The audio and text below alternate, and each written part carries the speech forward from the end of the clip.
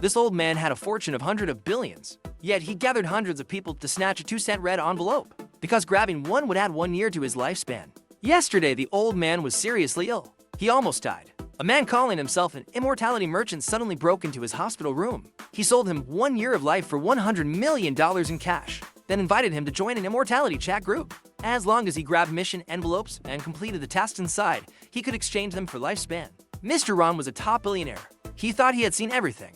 But when he saw those people in the group who were hundreds of years old, he was stunned. No one knew when this group named Immortality had appeared. They only knew it had 3 principles. First, protect the Earth. Second, develop technology, especially space technology. Third, achieve perfect human evolution. Such a terrifying organization could never be offended. Just then, the phone rang again. It was not a red envelope this time, but a beginner task. The club needed a 3,000 square meter villa. Reward points were 500. 1,000 points could exchange for 1 year of life. Mr. Ron immediately sent out all his people. They had to find a suitable villa before dark. But the old man did not know he was the only real person in the group. Everything was an illusion designed by Louis. His immortality club had just been set up, of course. He would not let go of this big fish. Within an hour, Mr. Ron sent over the details of a suitable villa. Louis picked one far from the city. Immediately took Sam and Robert to check it. Mr. Ron had been waiting at the villa entrance for a long time. In his eyes, Louis was an old monster who had lived thousands of years. He dared not show any neglect. After some polite greetings, he had his nephew show them around the villa. Louis was quite satisfied after checking it. He nodded to Robert. The next second, Mr. Ron's phone indicated 500 points had arrived. And as a beginner bonus, 100 additional points were given.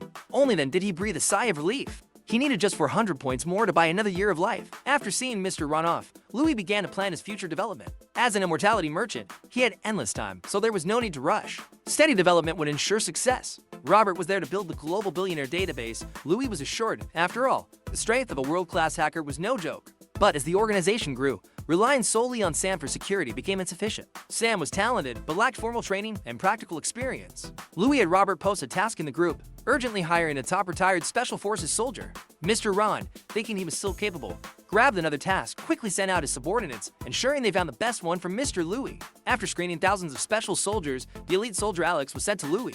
Seeing his tough demeanor, Louis was very satisfied. He immediately called Sam out and asked the soldier to properly train him. Sam initially felt disdain, but was knocked down by the instructor within 3 seconds. Looking at the strong instructor, Sam secretly thought, was this the legendary Special Forces elite? But he never easily admitted defeat. He immediately rushed forward again, but even his full-strength attack could not break the instructor's defense. After an afternoon of intense training, the instructor noticed Sam had poor basics, but rapid improvement, especially appreciating his persistence. Seeing everything going according to plan, Louis took out his pocket watch to speed things up, secretly applying 100 times the time energy to the room. Just as Louis turned to leave, he suddenly received a call from an acquaintance, the college student who had sold 1 year of his lifespan before. Unexpectedly, this young man was an ultimate bootlicker. To pursue the campus beauty, he had booked a luxurious restaurant for a proposal and bought her all sorts of luxury bags and items. He had shown off extravagantly for the past week, spending the $300,000 within just 1 week. Now, to maintain his rich boy image, he approached Louis again. Louis assumed he only wanted to sell another year, so he waved his hand showing his remaining lifespan of 64 years. Unexpectedly, the man crazily suggested, since he had so many years left, could he sell more? Louis sipped his coffee calmly and told him, although he could freely choose to sell lifespan, each year sold would age him 1 year. He was still young and had many future opportunities. But the man showed no hesitation. He decisively rounded it up. He decided to sell for years, not 5, just enough to buy his girlfriend a luxury car, because she said she would marry him if he bought the car. Seeing his determination, Louis had no reason to refuse and handed over the lifespan sale contract, once again confirming the man had no regrets. The man swore ferociously this was the last time. Seeing the $1.5 million credited, the man ran back to school without looking back. Louis watched his figure leave and murmured to himself,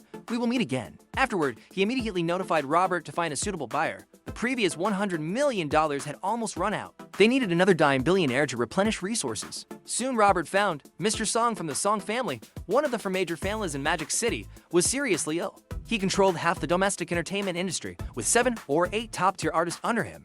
He not only had extensive connections, but also more money than the wrong family. And there was a perfect opportunity. In a few days, 97-year-old Mr. Song would marry a young bride, hoping to reverse his luck. The Wrong family would also attend such a grand occasion. When the day arrived, Louis only made a call. The Wrong family immediately sent a luxury car. At Mr. Song's wedding, celebrities and international stars from various fields were present. Just then, the Wrong family's convoy entered. Mr. Song and his son immediately came forward to greet them. Unexpectedly, Mr. Ron's eldest son did not greet them, but quickly opened the door of the car behind. Everyone turned their heads. Who could make the Song family personally greet him? Could it be Mr. Ron himself? But everyone was astonished. The young man in his early 20s stepped out of the car. Major media began speculating who Louis was. Before they could investigate, Louis immediately instructed the wrong family to have all his photos deleted by reporters. Soon the wedding began. The bride was stunning like a princess. The sturdy old Mr. Song was also impressive. But as soon as he picked up the microphone, the old man began coughing uncontrollably, clearly close to dying. Seeing this, Louis stepped forward, pressed his pocket watch, instantly freezing time for all the guests. The Songfather and some were terrified by the bizarre scene, but the old man remained calm. He asked, "Who are you?" Louis smiled slightly. "I am your last lifeline." With a flick of his wrist, Mr. Song's lifespan appeared. Only 1 day, and 1 hour left. Mr. Song thought he had met the Grim Reaper. Louis smiled gently. "I am an immortality merchant. You can also call me Mr. Louis, and I only sell one thing. That is time."